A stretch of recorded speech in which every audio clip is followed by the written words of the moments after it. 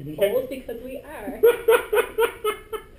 We are old. If Matt had hair, it would be the color of mine, pre-box. Mine would be about the same. It's like white.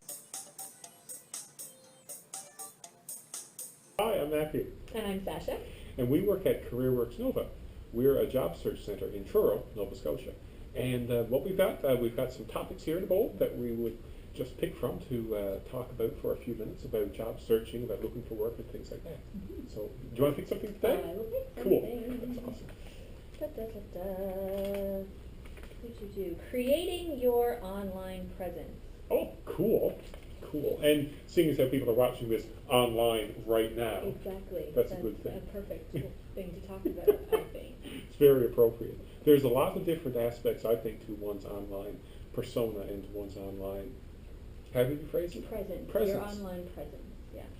As one has presence in their own life, one has presence online too. And you can really control what you put out there online, not just in terms of Facebook, but Twitter, LinkedIn, Instagram, all those different types of social media platforms. You can use those, and we'll probably talk about this sometime else as well, like about how you can craft a persona for yourself, exactly. And you can craft a brand. We can get a little more in depth about that, but I think right now what we just should discuss are some of your real basic and easy things to remember that you might not always think about. Like the ingredients. Exactly. Mm-hmm. The ingredients. I love ingredients. Perfect. I think the like number cookies. Right. No, cookies aren't the ingredients. Cookies are not the cookies are the product. Cookies are the online presence. The We're product. talking yes. These are the ingredients that are going to make that cookie. That's really lame. Anyway, number one that I think is one of the most important things is your email address. Yes, you're so right. Because Yeah. where does it go? It goes at the top of your resume, so it's one of the first things that an employer is going to see. Exactly. And you could be saying to yourself, oh, I don't have an email address. And my advice to that is that you should. It's very, very easy. Whether or not you are someone who checks your email all the time, whether or not you are involved in Facebook and all that stuff online, it might not be your thing at all. Perhaps you only will check this email involved in your job search some way. However, it is so easy, really, at this point in time, to create an email address for yourself that I think it's almost expected that you will have one. Yeah. That's something that we can do at the center. It's very easy. You can go from 0 to having an email address literally in about 8 minutes. And a place like this can help you do that. That's a record. Yeah. I'm glad that you've actually kept metrics on that. That's so cool. So I think that that's an important thing to have.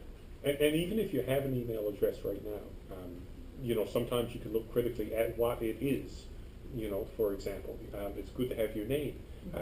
Sometimes we see some extremely inappropriate emails. We do. And the thing is that we understand everybody is an individual. You've got your own individual life, and nobody has really a right to judge you on that. But if your email address contains words that you wouldn't say to your grandmother, don't use that email address on a resume. Keep it for your Facebook, for your friends, for your general email, totally fine. But there's no reason why you can't create another email address specific to your job search to put on a resume. So you can literally, johnsmith123@gmail.com. Yeah. Perfect. It is perfect. And, it might seem innocent enough at the time or funny at the time, but I just finished cutting up a pound at hotmail.com. Yeah. That's not going to fly. It's not the best foot one wants to put forward. Exactly. On a resume. And then, like we say, johnsmith123 is a lot better than johnsmith_420. And we're not, it's not about judgment. That's, your personal life is what it is, but you want to keep that off of a resume because you don't want to, I guess, restrict yourself, or you want the best impression that you can possibly give with that document, and you don't want to be discredited based on something as simple as an email address. And I think that it's important to remember, a lot of us, depending on how old you are or whatever, a lot of us set up the email addresses that we still use when we were in high school. I made up mine when I was 17. Exactly, because it's the easiest thing, and that's what all of your friends have, and that's the one you've used forever. But I'm telling you right now that the email address I had when I was 16 is not one that I will put on a resume now.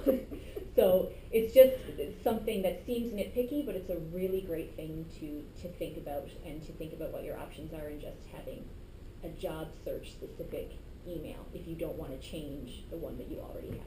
Yeah, and even if the one you have now is perfect, it's just, john.smith@hotmail.com. That's perfect, but maybe that's tied to your Facebook account.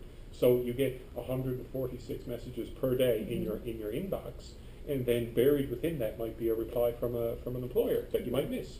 So it is kind of cool to, even if your email address is set up right now, totally appropriate, just to set up a new one just for job searching. That does help. Great idea. So, yeah. But no, I just praised myself. That was pretty bad. That was a great idea. Yeah. Yeah. But that's just some of the things we were thinking about, especially in terms of email, because that's a great place to start. Well, I've got some more ideas. We've got some links down in the description below, for some different ideas for some online job searching. And of course, come into the centre. Like us on Facebook. Check us out there, and you can follow us on Twitter as well if you like. So thanks for watching.